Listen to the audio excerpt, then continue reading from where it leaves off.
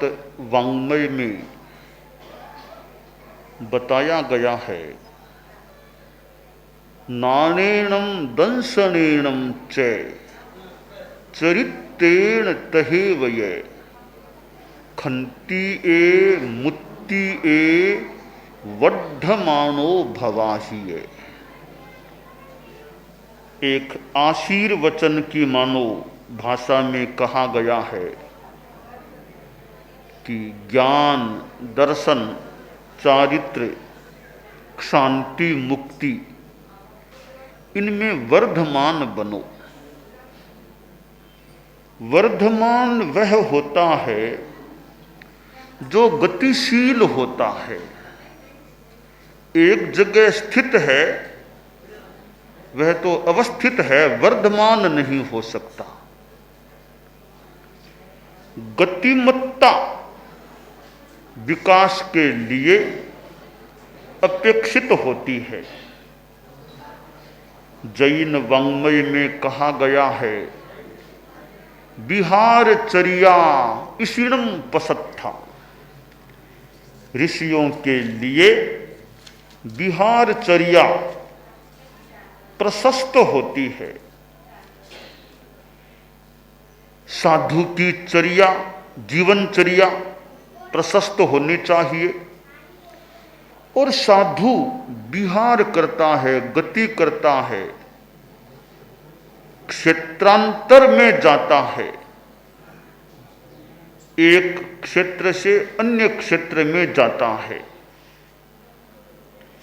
विहार यह यात्रा छोटी भी हो सकती है और लंबी बड़ी भी हो सकती है। हमारे धर्म संघ के प्रथम आचार्य, परम श्रद्धेय, परम वंदनीय आचार्य भिक्षु ने भी यात्रा की है, और भी हमारे उनके उत्तरवर्ती आचार्यों ने यात्रा की है। परम पूज्य आचार्य तुलसी ने जितनी सुदूर प्रदेश की यात्रा की, वह 13 पंथ के आचार्यों के इतिहास में प्रथम यात्रा थी। एक और जहां गुरुदेव तुलसी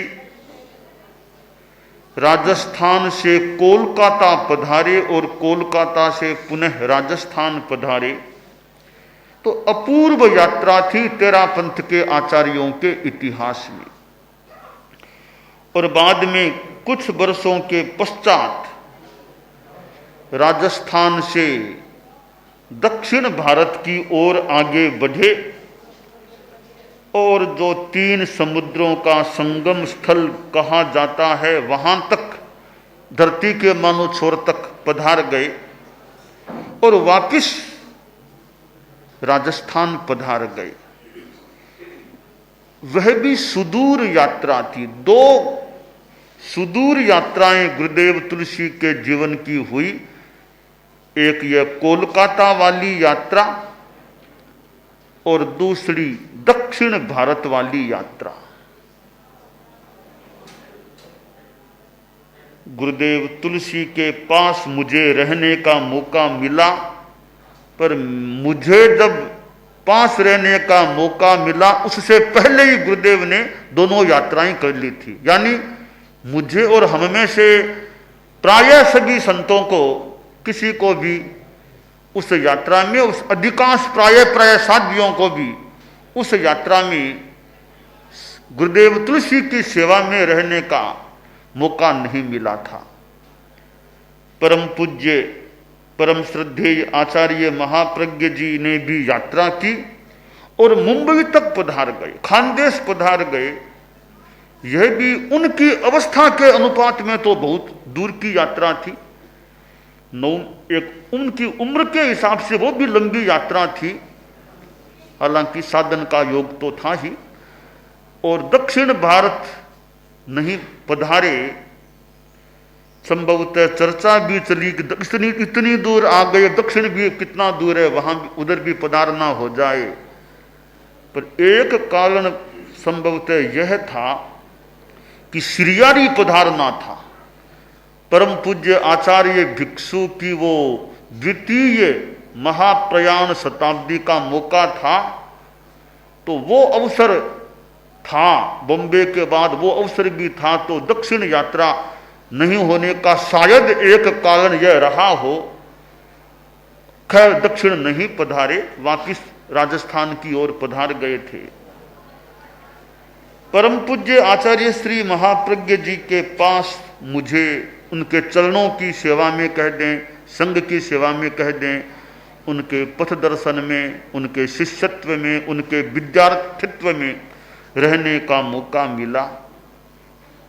और जब युवाचार्य के रूप में था, करीब मुझे 13 वर्षों तक उनके चरणों में युवाचार्य के रूप में रहने का मौका मिला। मुझे 13 वर्षों तक तो गुरुदेव तुलसी के पास उनके निकट सेवा आदि के संदर्भ में भी रहने का मौका मिला, अंतरंग कार्यों से भी जुड़े हुए रूप में रहने का मौका मिला। 13 वर्ष तो गुरुदेव तुलसी के पास विशेष रूप से रहा, मेरा मानो सौभाग्य कह दूं कुछ भी। और 13 वर्ष आचार्य श्री महाप्रज्ञ जी के पास युवाचार्य के रूप में रहने का मौका मिला। तो गुरुदेव तुलसी के चरणों में रहा, और वह भी मानूं कि मेरे जीवन का एक महत्वपूर्ण अवसर था कि अंतरंगता के संदर्भ के रूप में मुझे गुरुदेव तुलसी के पास रहने का मौका मिला था।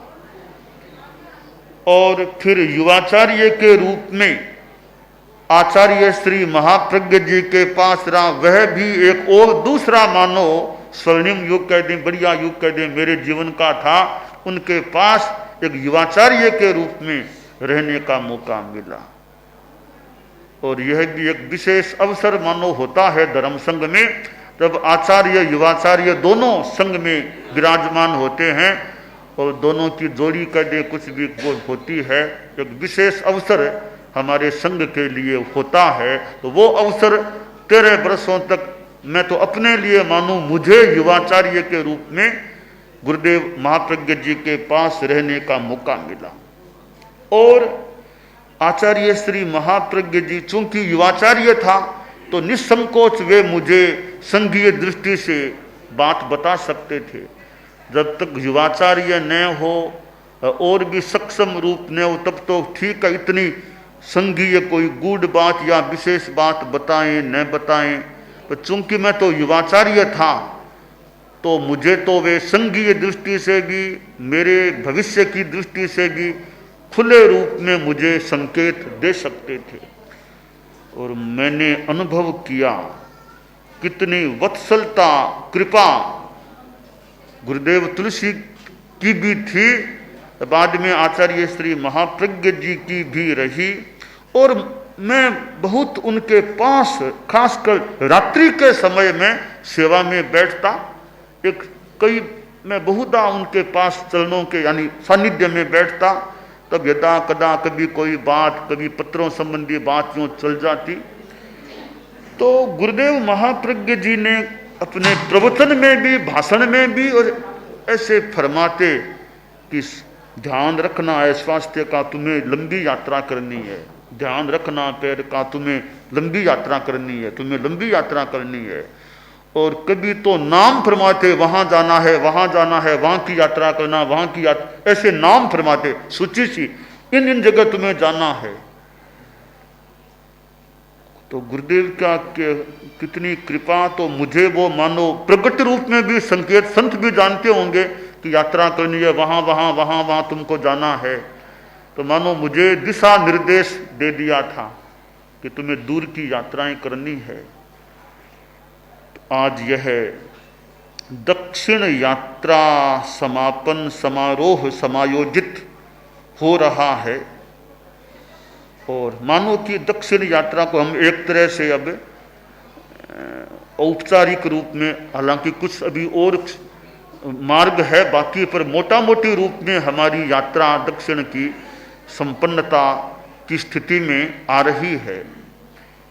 और दक्षिण की यात्रा हमारी हो सकी, और यह विशेष बात की साध्वी प्रमुखा जी हमारे साथ में पधारी रही, यात्रा में साथ में रही, एक यह भी इतिहास का महत्वपूर्ण पृष्ठ हो गया है। क्योंकि पहली बात तो यह है कि तेरा पंथ धर्म संघ के इतिहास का यह प्रथम प्रसंग है कि किसी साध्वी प्रमुखा ने दक्षिण की यात्रा साध्वी प्रमुखा के रूप में की। यह पहला प्रसंग है तेरा पंथ में। पहले किसी भी साध्वी ने साध्वी प्रमुखा के रूप में दक्षिण भारत की यात्रा नहीं की थी। मैंने यात्रा की, वैसे एक अपेक्षा से वो कोई नई बात नहीं है। मेरे से पूर्व में तो गुरुदेव कर चुके थे मोटा दक्षिण की यात्रा, इसलिए कोई वो नई बात नहीं। साध्वी प्रमुखा की यात्रा होना नई बात हुई है कि साध्वी प्रमुखा जी ने यात्रा की है। दूसरी बात यह है कि साध्वी प्रमुखा जी 40 वर्ष के होते तो मानते दक्षिण की यात्रा में 40 वर्ष के, अब तो 80वें वर्ष में हैं। हैदराबाद में तो 80वें वर्ष में प्रवेश हो गया है, यानी जीवन के 8वें दशक मान, वो भी 8वें दशक का अंतिम जो भाग है उसमें दक्षिण की यात्रा हुई है। यह और भी एक अपने आप में विशेष बात हो जाती है कि इस 8वें दशक के इस इतनी उम्र में दक्षिण की यात्रा। और तीसरी बात यह है कि अपने ऐसे जीवन, साध्वी जीवन में 2 बार दक्षिण की यात्रा हो रही है। एक बार तो गुरुदेव तुलसी के साथ की, वो एक साध्वी के रूप में कर ली, बाद में हमारे साथ साध्वी प्रमुखा जी के रूप में यात्रा की है। तो 50 वर्ष पहले करीब जो यात्रा की, मानो उसकी स्मृतियां फिर ताजा हो गई होगी इस यात्रा में कि इधर की यात्रा हुई थी, तो पुनः यात्रा हुई है। तो हमारे साथ साध्वी प्रमुखा कनक प्रभा जी भी इस यात्रा में रही है।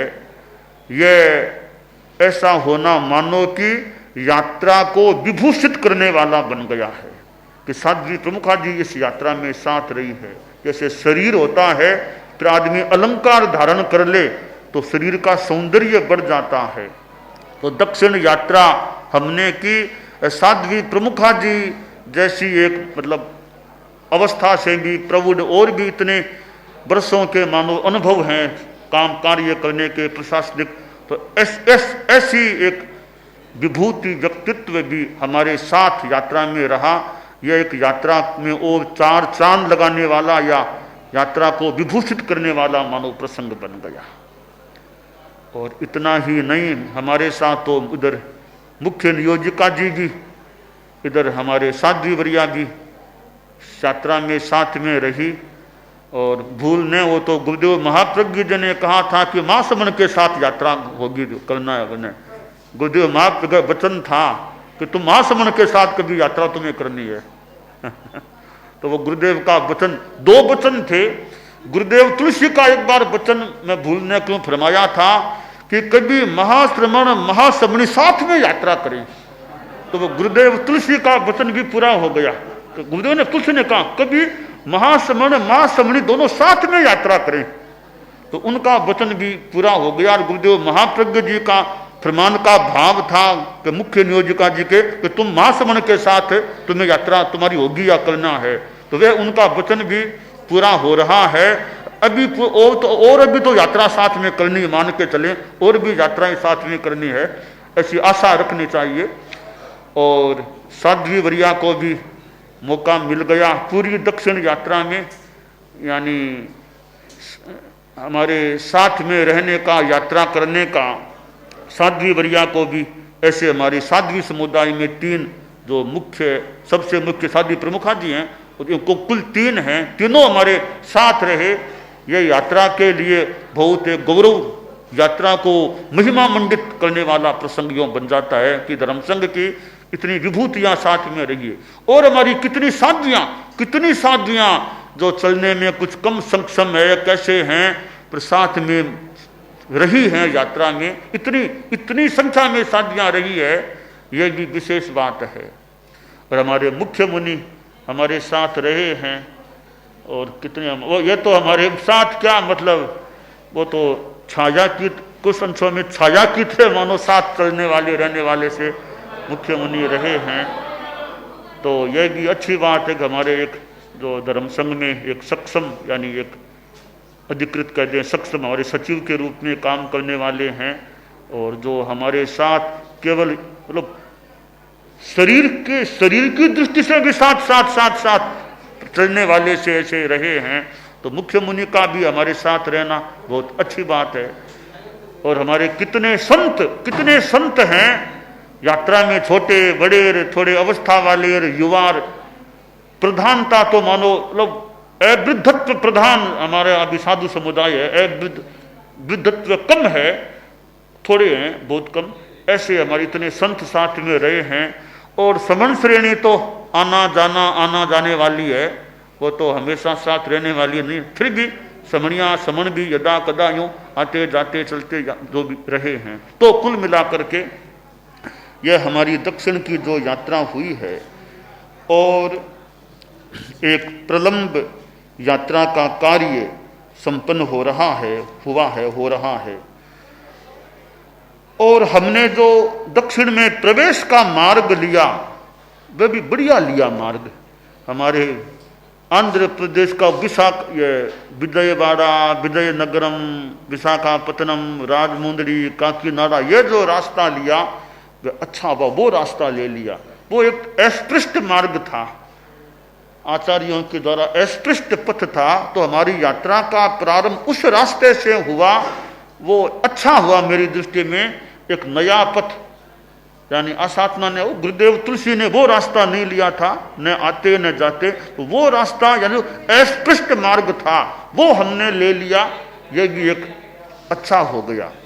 और काफी क्षेत्रों में तो पुनरावृत्ति हो गई, कई दक्षिण के क्षेत्रों में नवीन वृत्ति हो गई, यानी नए सिरे से जाना हो गया। तो मैं तो परम पूज्य भिक्षु स्वामी का स्मरण करता हूँ। हमारे और भी उत्तरवर्ती आचार्य हैं, और इस दक्षिण यात्रा में परम पूज्य भिक्षु स्वामी का बार बार मानो स्मरण, और गुरुदेव तुलसी और आचार्य महाप्रज्ञ जी, इनका मैं बार बार श्रद्धा सम्मान के साथ स्मरण करता हूँ कि मेरी दक्षिण की यात्रा, पहले वो पूर्वोत्तर या पूर्वांचल जो भी नेपाल वो यात्रा हुई, अब दक्षिण यात्रा भी संपन्न हो रही है। तो मैं तो मुख्यतया तीनों गुरुओं का बार बार वंदन स्मरण करता हूँ कि मेरी क्या हमारी कहते हैं, हमारी यह यात्रा संपन्न हो रही है। तो दक्षिण भारत में आना हुआ, श्रावक लोगों के क्षेत्रों में जाना हुआ। श्रावक हमारे पास आते थे राजस्थान आदि में, हम उनके पास चले गए, यह विशेष बात है। हमारे पास तो आते ही हैं, हम उनके पास गए, उनके घरों में गए, उनके क्षेत्रों में गए, ये अच्छा है। और यात्रा होने से एक जागृति आती है, एक जागृति सी आ सकती है। समाज के कितने युवकों को, किशोरों को, औरों को एक नई चेतना, नई जानकारी, एक नया संपर्क होता है, उनमें प्रेरणा जागती है। तो यात्रा का अपना महत्व भी है। बस शरीर की सक्षमता हो, स्थितियों की अनुकूलता हो, तो औचित्य के अनुसार यात्रा तो होना मोटा मोटी रूप में अच्छा लगता है। अवस्था आदि का सब आनुकूल्य हो तो यात्रा से उपकार होता है। कितनी दीक्षाएं हो गई, परिवार दीक्षित हो गया। अब यात्रा, उसमें एक निमित्त यात्रा को ही माने कि पूरा परिवार चेन्नई में दीक्षित हो गया है? और दीक्षाएं भी इतनी हुई है। तो यात्रा यह देशाटन होता है, देशाटन विकास का एक निमित्त, खुद के विकास का भी। इतनी संस्कृतियों को, लोगों को देखने से, जानने से खुद का भी अनुभव का, ज्ञान का विकास हो सकता है, दूसरों पर भी उपकार हो सकता है। तो यात्रा यूं अपने आप में उपयोगी होती है। बाकी तो द्रव्य, क्षेत्र, काल, भाव देख करके यात्रा का निर्णय करना होता है। तो हमारे गुरुओं, आचार्यों की कृपा, और इस दक्षिण यात्रा में कभी कभी मुझे रात में स्वप्न में पूर्वाचार्यों से मेरा मिलना हो जाता है। अनेक पूर्वाचार्य मुझे इस दक्षिण यात्रा में संभवतः रात में स्वप्न में अनेक पूर्वाचार्यों से मेरा स्वप्न में मुझे दर्शन कह दे, जो भी कह दे, उनसे मिलने का उनको मैंने तो बंधन भी कर लिया स्वप्न में। मैंने तो स्वप्न में मुझे दिखाई दिए, मैं तो भाव विभोर होके उनको बंधना, फिर बंदे भगवान बंदे से बंधना भी करने लग गया। मैं तो उनको स्वप्न में बंधना करने लग गया। तो मुझे दक्षिण यात्रा में ये अनेक हमारे धर्म संघ के पूर्वाचार्य स्वप्न में दिखाई दिए और थोड़ी उनसे बातचीत भी हुई, यानी स्वप्न में बातचीत भी उनसे करने का मौका मिला। गुरुदेव तुलसी से भी विशेषतया एक बातचीत करने का स्वप्न में मौका मिला और गुरुदेव तुलसी ने मुझे स्वप्न में कुछ प्रेरणा भी दी, एक चिंतन यानी दिशा निर्देश भी दिया। तो इस रूप में भी दक्षिण यात्रा में अच्छा रहा। तो कुल मिलाकर के कहा जा सकता है मोटा मोटी रूप में हमारी दक्षिण की यात्रा अच्छी हुई है, ठीक हो गई है। और मैं तो बार बार फिर भिक्षु स्वामी को याद करता हूँ, उनको स्मरण, उनको वंदन करता हूँ। और भी हमारे पूर्वाचार्य हैं ही, विशेषतया फिर गुरुदेव तुलसी को और गुरुदेव महाप्रज्ञ जी को, इनको मैं तो बार बार बार बार मानो मेरा वंदन स्मरण, श्रद्धा युक्त स्मरण, तो मैं अपने गुरुओं की स्मृति करता हूँ। और एक तरह से औपचारिक रूप में थोड़ा सा क्षेत्र भी और है, औपचारिक रूप में अब मैं दक्षिण यात्रा की हमारी संपन्नता की घोषणा करता हूँ। दानान सिद्धम अभय पयाणम सच्चे सुया अणवज्जं वयंती तवे सुया उत्तम बंभचेरम लोगुत्तमे समणेनाय पुत्ते।